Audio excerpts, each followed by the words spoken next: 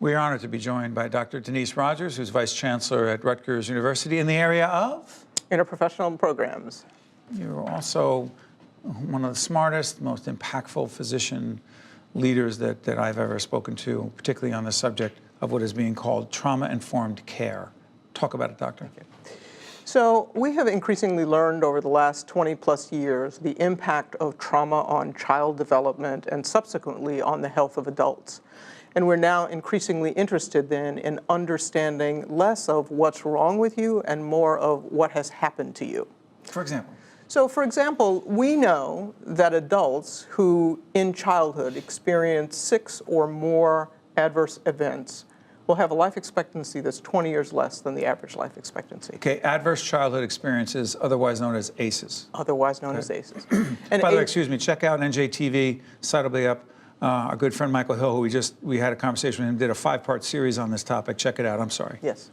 And so one of the things that we know about ACEs that include things like physical, emotional, sexual abuse, physical and emotional neglect, having a parent with a mental illness, having a parent with a substance use disorder, having an incarcerated parent, having parents who've had very difficult divorce. Children who are exposed to these things then have difficulty often as they're growing up with emotional regulation, sometimes with learning, because they grow up in this heightened sense of stress. They never know what's coming next. And because of the physiologic effects on children, as they get older, oftentimes they'll self-medicate. So they smoke, or they drink, or they may use drugs, or they may eat.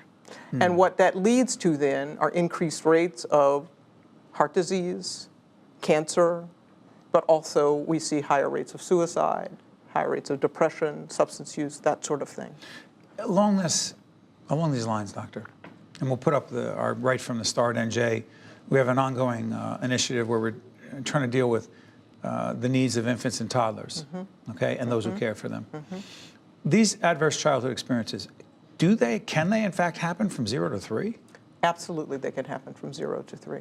Imagine it. I mean, that first several years are the periods when it's most critical for children to be nurtured by their parents. If they're neglected, if they're not cuddled and talked to and held, that has a psychological and physiological adverse effect on these children.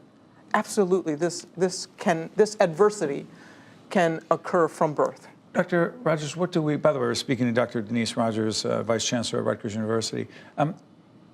What do we need to do from a public policy point of view? I mean, State of Affairs focuses less on politics, more on policy. What do we need to do? We need to have a two-pronged approach. The first prong is we need to try to prevent children from experiencing adversity as much as we can. Absolutely, we can. We can do it through education of parents. We can do it through education of teachers and the systems that children interact with, so that when children are acting out, particularly traumatized children, rather than necessarily taking a punitive approach and further traumatizing them, we can actually be more nurturing of them. We can help them to learn to emotionally self-regulate rather than moving toward spanking, for example, which just further traumatizes the children. But the second part of our approach has got to be dealing with the adults. So we have to create services for adults who've had adversity in their lives so that they can become healed, if you will. You know what's interesting to me about this? There are some who, when they've heard this whole concept of ACEs, adverse childhood experiences, they'll say, look, who hasn't had a tough childhood? And the numbers are astronomical in terms of out of every 10. Well, put it this way, I think there are 10 indicators that we look for, and a high percentage of people have had 5 or more. That's right. So people say, many of us watching right now, some may say, well, come on, just get tough it out. Right. Not that simple. Toughing it out doesn't work. The other thing is, so the numbers look like this. We probably, about 30 to 40% of kids have experienced one adverse childhood experience, right? So the numbers get smaller. I mean, we really don't have as many children experiencing multiple adversities, because these are pretty serious adversities we're talking about. Let me interrupt you. We're in Newark right now. Yeah. 8-year-old child. Right. And our daughter happens to be 8. That's why the number hit me. Right. 8-year-old little boy, little girl. Yeah. Central Ward, South Ward of Newark. Right. West Ward of Newark. Yeah. he or she could be facing what as it relates to this that is just traumatizing on so many levels? Well, you're raising two very interesting and important points, Steve. The first is ACEs are disproportionately affecting children of color. So about 50% of Hispanic kids and 60% of black kids have one or more ACE. And white kids? White kids about 40%. Okay. Asian kids about 25%. Okay.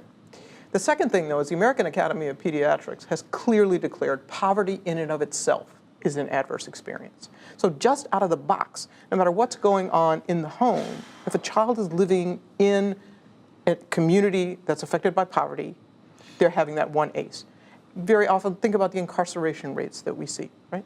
Think about the rates of substance use that we see in the community. So it's very easy for these kids in inner city Newark to be experiencing multiple ACEs and experiencing the adverse effects of them. Real quick on this. Actually, I first heard you speak about this at a Newark Community Advisory Board forum that we had at Newark Beth Israel Medical Center. And one of the things that strikes me is that the topic of social determinants of health comes up a lot. Right. Could you, in layperson's language, Dr. Rodgers, which you're so good at doing, explain what that means and why it's relevant to this larger discussion? Right. So social determinants of health are really those things outside of the medical system. They're like, what community do you live in? What kind of job do you have or not? What is the availability of fresh fruits and vegetables in your community? How about transportation, or lack thereof? Exactly. Can't get there. That's exactly right. These are the things. And what have we discovered? We've discovered that these social determinants are more impactful on a person's health outcomes than what I do as a physician in the office. But hold on, we look to physicians to heal us, and you are saying? That's right. I am saying that if we don't find a better way to heal our communities and our families and our social structures, we will not be successful in healing individuals to the extent to which we need to. Final question. While more awareness is important, and that's what we are about here, are there any policy changes, or at least one that you can mention, that would not fix but help? Yes. So the mayor of Newark has included in his policies moving forward to have Newark eventually become a trauma-informed city. Trauma-informed city, real quick on that, that means? That means that we're going to train police officers and school teachers and those working in social services agencies about trauma so that they're better able to deal with their clientele who've been traumatized, but also they're better able to deal with their own trauma. So it's interesting, you've got several healthcare organizations here, but you're saying everyone else needs to be involved in this. Absolutely.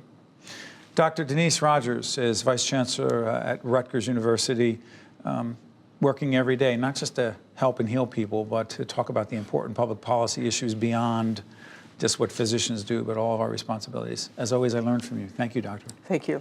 This is State of Affairs. I'm Steve Adubato. We'll be right back right after this. State of Affairs with Steve Adubato is a production of the Caucus Educational Corporation, celebrating over 30 years of broadcast excellence. State of Affairs with Steve Adubato is brought to you from the Agnes Veris NJTV studio at 2 Gateway. Funding has been provided by RWJ Barnabas Health, Horizon Blue Cross Blue Shield of New Jersey, NJM Insurance Group, the New Jersey Economic Development Authority, the Healthcare Foundation of New Jersey, Choose New Jersey, and by NJIT,